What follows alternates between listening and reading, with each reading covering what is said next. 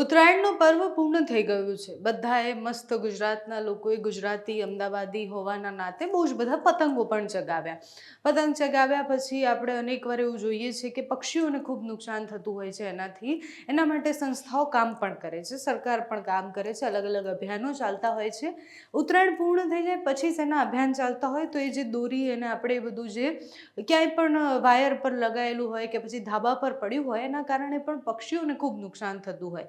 એટલે પક્ષીઓ આવે એમાં વીંટોળાઈ જાય કાં તો પછી એ દોરી એ ખાઈ લે તો એનાથી પક્ષીઓને નુકસાન થાય. તો બહુ જ બધી સંસ્થાઓ એવું કામ કરે કે એ દોરી જ્યાં હોય એ દોરી બધી જ ભેગી કરે અને એક રસ્તા પર હોય કે પછી ક્યાંય ઝાડ પર લાગેલી દોરી હોય કે ક્યાંય વાયર પર લાગેલી દોરી હોય એ બધી જ જગ્યાએથી દોરીઓ કાઢવાનો પ્રયાસ કરે અને મોટાભાગે પક્ષીઓને નુકસાન ન થાય એવું બધું જ કરવામાં આવે. સામાન્ય માણસ પાસેથી પણ એ અપેક્ષા હોય કે તમે ઉત્તરાયણની મજા તો કરી લીધી પણ તમે એ બધું જ તમારી જાતે ભેગું કરી અને એને વેસ્ટમાં નાખી દો. અને એવી બધી સંસ્થાઓ પોતાની રીતના જાગૃતિ ફેલાવવાનું કામ કરતા હોય. નેતાઓ પણ એવું જ કંઈક કરતા હોય. નેતાએ ટ્વીટ કરે, એવા અભિયાનો ચલાવે. એટલે બે અલગ અલગ ટ્વીટ અને બે અલગ અલગ નિવેદન તમને બતાવવા છે. આમ તો બહુ જ દિગ્ગજ કક્ષાના નેતાઓ છે, એટલે એક ડેપ્યુટી સીએમ છે તો બીજા મંત્રી છે. બંનેના જે નિવેદનો છે એમાં બહુ જ વિરોધાભાસ છે, પણ કોનું નિવેદન માનવું એ મોટો પ્રશ્ન છે. તો પહેલાં આપણે એ બે ટ્વીટ વાંચીએ. હર્ષ સંઘવીની એક ટ્વીટ છે, 14 તારીખે સાંજે એમણે કરી છે ટ્વીટ અને લખ્યું છે કે આશા છે કે આજે તમે મિત્ર અને પરિવાર સાથે પતંગ ચગાવવાનો આનંદ માણી રહ્યા હશો. મારી એક નમ્ર વિનંતી છે કે જ્યારે તમે તમારા ઘરે પરત ફરો ત્યારે જો ટેરેસ, વૃક્ષ કે વીજ પોલ પર પતંગની દોરી લટકતી દેખાય તો કૃપા કરી તેને નીચે ઉતારી અને સલામત જગ્યાએ રાખો. તમારું આ નાનું પગલું કોઈ પક્ષીનો જીવ બચાવી શકે છે અને કોઈને ઈજા થવાથી બચાવી શકે છે. કૃપા કરી અને આ માનવતાના કાર્યમાં સાથ આપો. અને એક આખું અભિયાન એમને ચલાવ્યું પણ હતું. એના પછી સાંજે આ ટ્વીટ કરી. એના પછી ઋષિકેશ પટેલ જે મંત્રી છે એમની એક ટ્વીટ આવી. ટ્વીટ અને સાથે એમણે તો વિડીયો બાઇટ પણ મૂકી છે જેમાં વધારે સમજાવી શકે. એમણે ટ્વીટ કરતાં લખ્યું છે કે આપણે સૌએ ઉત્તરાયણનો આનંદ માણ્યો. હવે નાગરિક તરીકે આપણી નૈતિક જવાબદારી નિભાવીએ. જ્યાં ત્યાં વીજ વાયર પર ફસાયેલી દોરીને જાતે ન કાઢતા તંત્રને જાણ કરજો. આમ કરવાથી અકસ્માત ટળશે અને કોઈનો જીવ બચશે.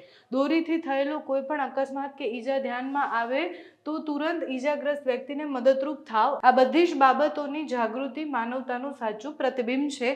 અને એ બાઇટમાં પણ એવું જ કહી રહ્યા છે. કારણ કે પરિસ્થિતિ શું થાય છે કે જ્યારે લોકો જાતે પતંગ લેવા માટે પણ વીજ પોલ પર ચડ્યા હોય અને અકસ્માત થયો હોય, એમને વીજળીનો કરંટ લાગ્યો હોય અને પછી મૃત્યુ થયા હોય, એવી ઘટનાઓ પણ સામે આવી છે. એટલે બે અલગ અલગ નિવેદન છે. એનો મતલબ એવું નથી કે તમે જો સુરતમાં રહો છો તો તમે હર્ષભાઈનું માનશો અને બાકી તમે ઋષિકેશ પટેલનું માનશો. આ બંને ટ્વીટમાં વધારે તમારે ઋષિકેશભાઈનું માનવાનું છે, કારણ કે એ જે કહી રહ્યા છે એ બહુ જ સાચી વાત છે કે ઘણા બધા લોકો જાતે એ નીકાળવા માટે જાય અને પછી એમનો જ અકસ્માત થાય અને બહુ જ બધા લોકોના એવા અકસ્માત થયા પણ છે. એટલે 14 તારીખે ઘણી બધી ઘટનાઓ એવી આવી છે કે પતંગ પકડવા માટે, દોરી ખેંચવા માટે લોકો વીજ પોલ પર ચડ્યા હોય અને પછી એમનો અકસ્માત થયો હોય. એટલે આ બંને ટ્વીટમાં વધારે રિલેવન્ટ ઋષિકેશભાઈની ટ્વીટ અને એમની જે સલાહ છે એ છે. ઋષિકેશ પટેલે જે વિડીયો બાઇટ આપી છે એ પણ આપણે એકવાર સાંભળીએ. એમાં એ સુવિસ્તારથી કહી રહ્યા છે. મિત્રો, આજે વાસી ઉત્તરાયણ છે. 14મી અને વાસી ઉત્તરાયણ, આ બંને દિવસે ખૂબ મજાથી આપ સૌએ પતંગ પણ ઉડાડ્યા હશે, કાપ્યા હશે, કપાયો હશે.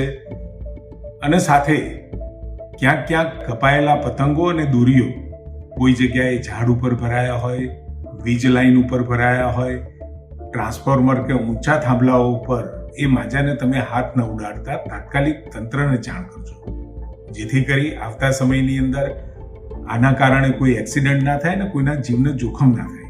અને કોઈને ઈજા થાય તો તરત સારવાર માટે પણ આગળ આવવું. છૂટા પડેલાઓ દોરાથી પક્ષીઓ અને પશુઓને બચાવવું એ આપણી સૌની સંયુક્ત જવાબદારી છે અને માનવતાનું સાચું પ્રતિબિંબ છે. પર્યાવરણ માટે પણ આપણી એટલી જ જાગૃતિ હોવી જોઈએ.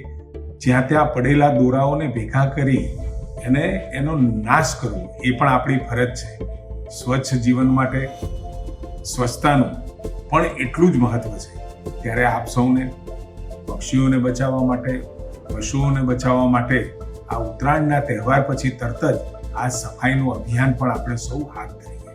આપ સૌને ખૂબ ખૂબ ઉત્તરાયણ, મકર સંક્રાંતિની અને આવનારા સમયની 2026ની ખૂબ ખૂબ શુભકામનાઓ સાથે આપ પણ આપની ફરજ પૂરી કરવા માટે પ્રયત્ન કરજો, જેથી કરી પક્ષીઓને પણ ક્યાંક ઘણી બધી કરુણા એમ્બ્યુલન્સ દ્વારા અને માનવતાવાદી સંગઠનો દ્વારા પણ ખૂબ કામ થયું છે અને હજુ પણ જ્યાં લાગે શક્ય હોય ત્યાં આ કામ કરશો એવી મારી સૌને અપીલ છે. સરકારના બે અલગ અલગ મંત્રી અને બંનેની અલગ અલગ સલાહો છે. બંનેની સલાહ તો એક દિશા તરફ જ છે, એટલે બહુ જ સાચી દિશા તરફ છે કે પક્ષીઓનો બચાવ થાય. તમે તમારો માનવ સ્વભાવ જે છે, માનવ ધર્મ જે છે એ નિભાવો અને કોઈને નુકસાન ન થાય એવું કરો, પણ પોતાની જાતને સંભાળીને કરો, એટલે કે તમને કોઈ ઈજા ન થાય એ ધ્યાનમાં રાખો. તમે જો ક્યાંય પણ આવું જોવો છો તો ઘણી બધી સંસ્થાઓ છે, બહુ જ તંત્ર આમાં એલર્ટ છે, એટલે તમે ઇમરજન્સી કે પછી તંત્રની મદદ લઈને આ બધું જ કાર્ય કરો. એ કાર્ય એક તો પહેલાં માનવ સ્વભાવ જે આપણો છે એટલે લોકોની મદદ કરવાનો, એમાં પ્રાણીઓની પક્ષીઓની મદદ પણ થશે અને સાથે જ આવું કંઈ થયું છે તો તમે તાત્કાલિક એ લોકોને હોસ્પિટલ પહોંચાડવાનું પણ કામ કરો. આપણે તહેવારની મજા તો બહુ જ સરસ રીતના માણી લઈએ છીએ, પણ પછી ભૂલી જઈએ છીએ. આપણે તો આપણી નોકરી પર નીકળી જઈએ છીએ, પણ એની પાછળ ઘણા બધા લોકોને તકલીફ થતી હોય છે, ઘણા બધા પશુઓને તકલીફ થતી હોય છે, અને એ ન થાય એના માટેની આ પહેલ છે. તમને આ બંને જે તમને ટ્વીટ બતાવી અને જે આખી વાત કરી એમાં કોણ વધારે સાચા લાગી રહ્યા છે એ કમેન્ટમાં જણાવજો. અત્યારે આ વિડીયોમાં બસ આટલું. જો તમે અમને યુટ્યુબ પર જોઈ રહ્યા હોય તો સબસ્ક્રાઈબ કરજો, ફેસબુક પર જોઈ રહ્યા હોય તો ફોલો કરજો, અમારા વિડીયોને લાઈક અને શેર કરજો.